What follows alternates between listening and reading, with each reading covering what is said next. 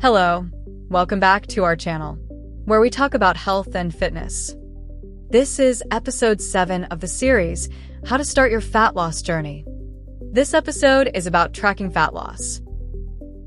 All right, let's talk about tracking fat loss. Because let's be real, the main tool we all use, the scale, can be so misleading. I mean, if you've ever stepped on that thing and felt your heart sink, even when you know you've been doing everything right, well, then you are absolutely in the right place. Okay, just read this quote right here. This is everything. This person went 2 full weeks where the scale didn't budge, not 1 single pound. But in that exact same time, they lost 2 inches off their waist. I mean, think about that. If they'd only been looking at that number, they would have quit. This is probably the biggest reason people throw in the towel. So what if the scale is just telling the wrong story? So let's dive into that. To really solve this whole thing, we've got to understand the problem first. So in this first section, we're going to break down exactly why that number on the scale can be such a liar, why it's so incredibly flawed. You know, the problem is actually pretty simple when you think about it. Your scale, it's just a blunt instrument. It's not smart. It weighs everything. We're talking fat, muscle, your bones, water, even the food you ate for lunch. And it just smashes it all together into one single, kind of dumb number. It has no idea if you lost a pound of fat or just sweated out a pound of water. And that, right there, is the core of its deception. And this is what that leads to. Your weight can swing by 2, 3, even 5 pounds every single day. I know, right? Seeing that number jump up 4 pounds overnight feels absolutely devastating, but you need to hear this. It is completely normal, and it is not fat gain. I'm gonna say that one more time because it's important. It is not you gaining fat. It's just the daily noise of being a human body. So what's causing all this chaos? Well, it's just life. You have a salty meal like some pizza or Chinese food, bam, your body holds on to a few extra pounds of water. You have a really hard workout. Your muscles get a little inflamed and hold water to repair themselves. Even just eating a big dinner adds temporary weight. None of this, 0, is fat. But that scale, it sees it all as the same thing. Okay, so what do we do? The answer isn't to just toss your scale in the trash, although I know that's tempting sometimes. The secret is to just use it smarter. We need a way to filter out all that daily noise. And the way we do that is by focusing on the overall trend, not the crazy daily numbers. And check this out. This table shows exactly how it works. I mean, just look at these daily weigh-ins. It's a roller coaster. Up 2 pounds on Tuesday after a salty dinner, then down, then up again. It's total chaos. It looks like nothing's happening. But when you do the math, when you average out the entire week and compare it to the average from last week, boom, suddenly the real story shows up. A clear downward trend of over 1.5 pounds. This is how you find the signal in all that noise. All right, so we've hacked the scale. We know how to use it the right way now. But that's just step 1. Now, let's bring in the other tools, the ones that actually tell the truth and give us a much clearer picture of what's really going on. We're gonna build a complete system here using these 4 powerhouse methods. Think of it like a toolkit. When you use all of them together, you get this amazing 360-degree view of your progress. And when you have that, it's pretty much impossible for one little number on the scale to derail you.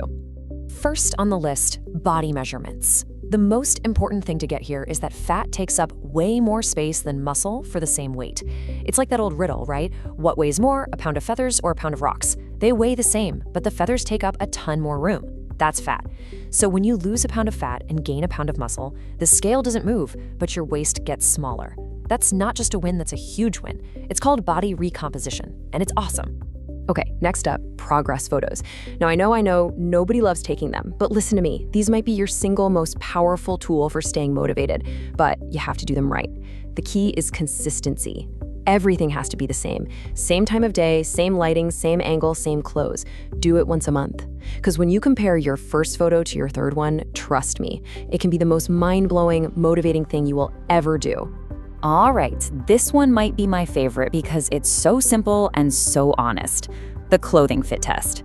Here's what you do.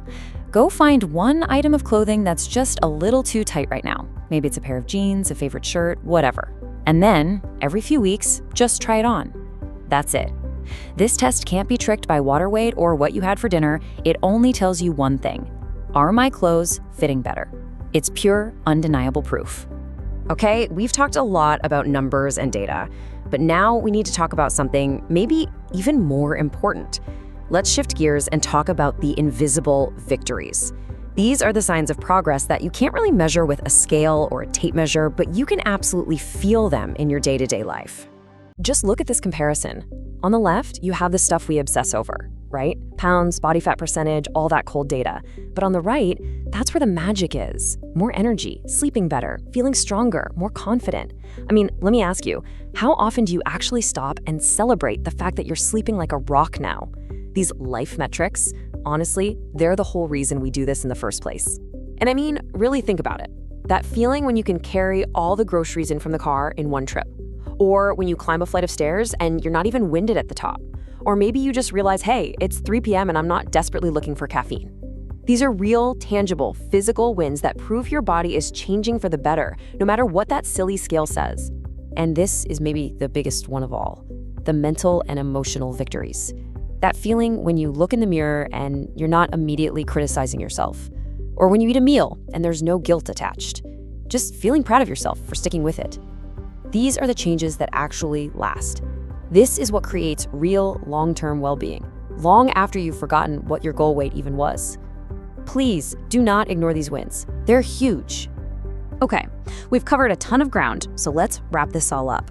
We're gonna pull everything together into one super simple, actionable system that you can literally start using tomorrow. Here is it, your new action plan. It's broken down so you know exactly what to do and when. Every day, hop on the scale, write down the number, and forget about it.